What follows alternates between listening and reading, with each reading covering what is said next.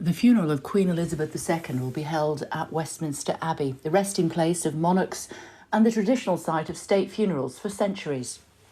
Ahead of the service, a funeral procession will escort the Queen's coffin to the Abbey from the Houses of Parliament, where it's been lying in state. The coffin, draped with the Royal Standard, will be borne on the state gun carriage of the Royal Navy. The Royal Marines will lead the procession around Parliament Square.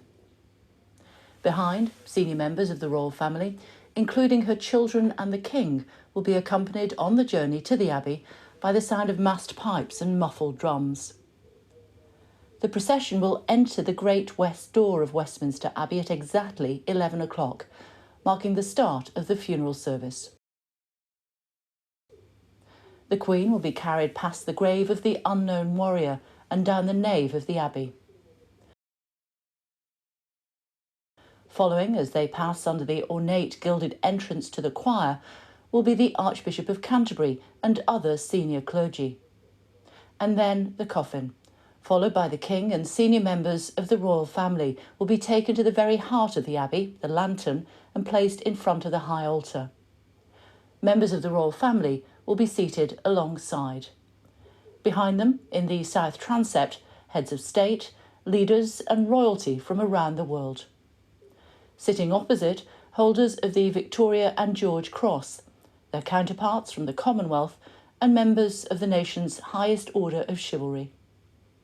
While the Prime Minister, former Prime Ministers and the leaders of Scotland, Wales and Northern Ireland will sit in the Abbey's choir stalls. The Dean of Westminster will lead the service. Lessons will be read by the Prime Minister and the Secretary-General of the Commonwealth. The sermon will be given by the Archbishop of Canterbury.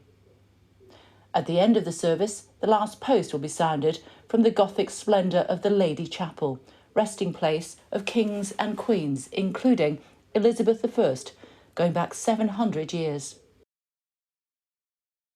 A 2-minute silence will be observed throughout the United Kingdom before the reveille is sounded by trumpeters of the Household Cavalry, and in the Abbey the national anthem is sung.